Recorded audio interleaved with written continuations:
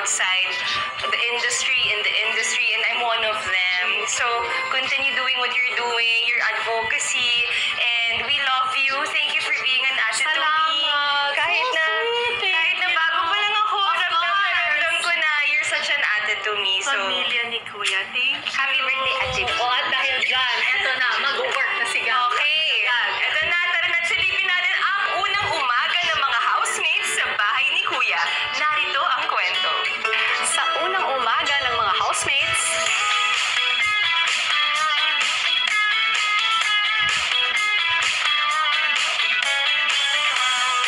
Pagising ko parang, I don't know, parang kasama na yung mga tropa, mga barkada at nag-outing lang kami. Kasi hindi ko namamalayan na may mga camera pala. Parang this is PBB. Hindi pa rin nag-sink in sa akin. Parang panaginip. Dati pag nanonood lang ako po ng PBB, yun na napapanood ko sila, gigising, nakaganon, gaganon. Yun, na-experience ko na rin. Hindi mo makatulog. Ako rin. Ako din. Ang hirap. Masyado ka excited. First night. Oo. ano yung parang Lord, kailangan kong matulog, pero bakit hindi ako makatulog? First night, nag-a-adjust.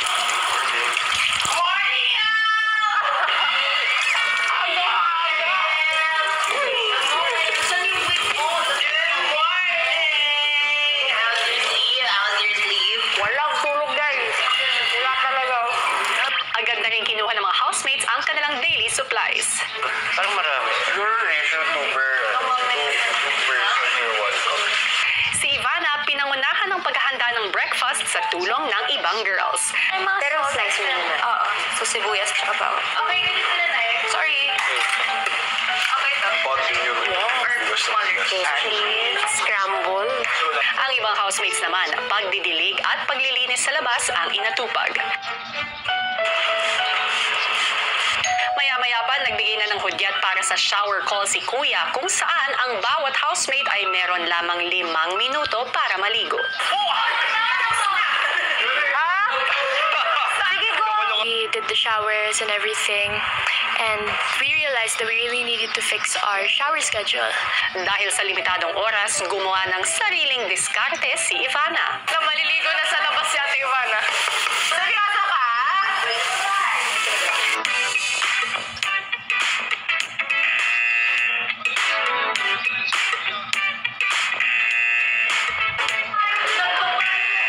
Ito na po. Ayoko na. Sige na.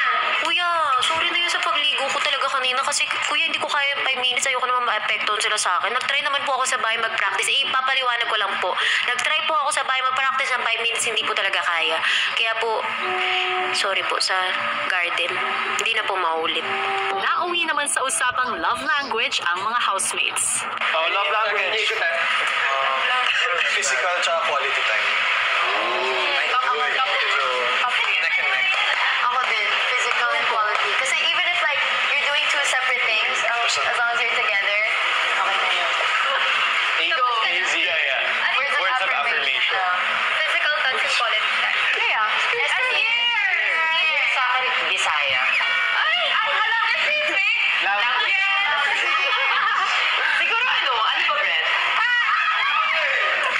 Lahat naman eh. Yan.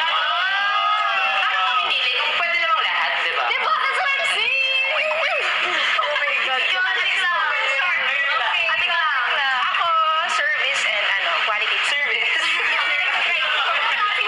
Drive ko. Sino ba driver natin dito? Tsaka pinagluluto. Ang tanong, meron na bang nag-aana sa puso mo? Ay, ano ka ba? Pwede naman kami.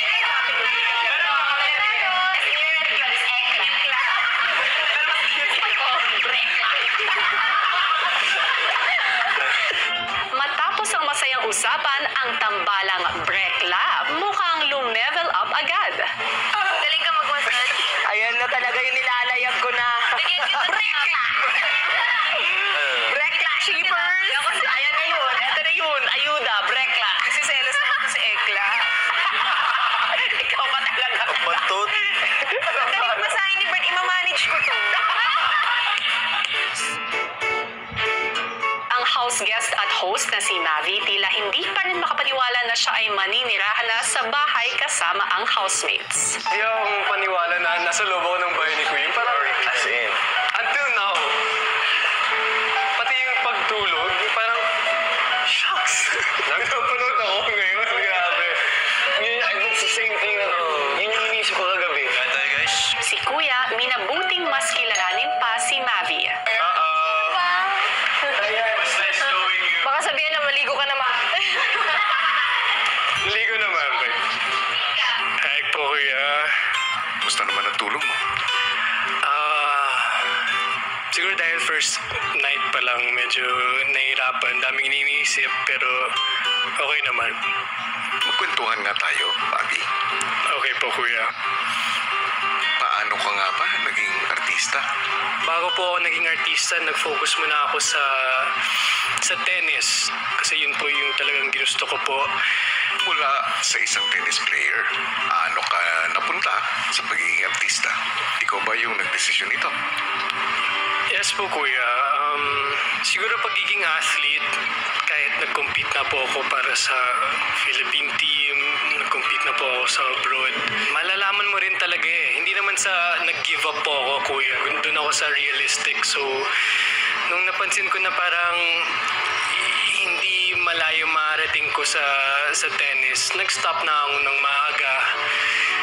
And dahil siguro nahirapan din po ako sa separation from the family kasi yung dad ko, coach ko po nung time na yun, sumasama siya sa akin sa abroad at naiiwan yung mama ko at yung kapatid ko kasi their family is very tight eh.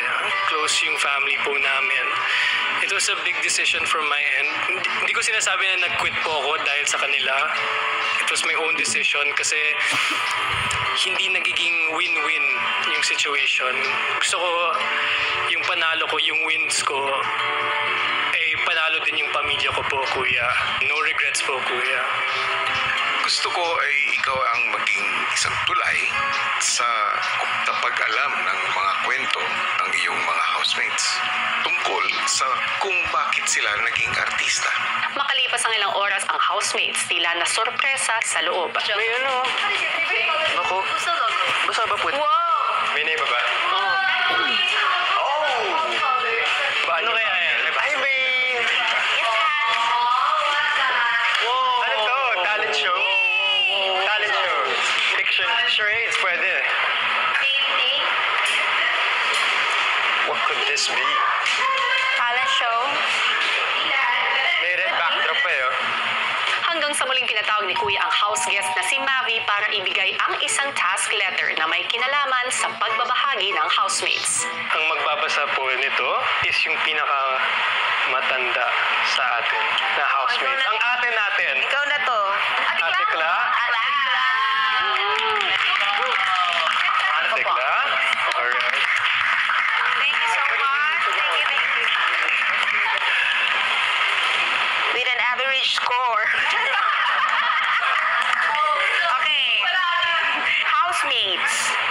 Lahat kayo ay bahagi ng isang industriya at bida ng inyong sariling mga kwento.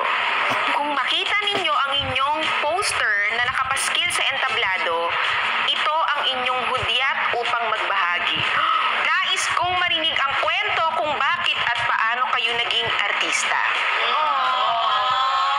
At ano ang nagtulak sa inyo para maabot ang inyong mga propesyon. Good luck, Big Brother.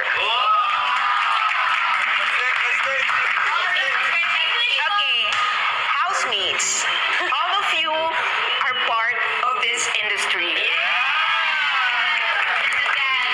And you're all the main cast of your own story.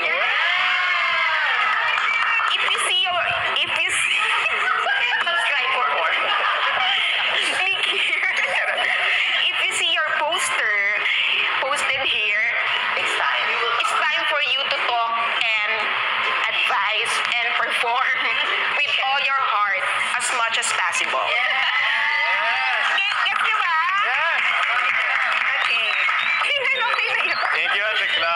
Bilang host at Bagamat bahagi ng kanyang task, si Mavi ang maglalagay ng movie poster ng housemate na magbabahagi sa entablado. Pwede rin siyang magtanong tungkol sa naging pagbabahagi ng bawat housemate. Unang nagbahagi ng kanyang kwento, si Michael. I started showbiz not because I wanted it growing up.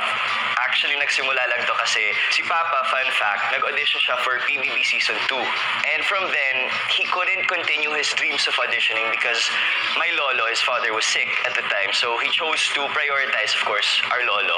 So parang hindi niya natuloy yun. One time, this was 2020, there was an audition online for PBB Connect. Sabi niya, Toy, try mo, audition ka. Ginawa ko to ng bata ko, trip lang. Until eventually sa kwarto ko, bored ako kasi pandemic pa nun. Sabi ko, sige na nga, I'll try it. And then the following night, may nag-text na, oh, you made it past, blah, blah, blah.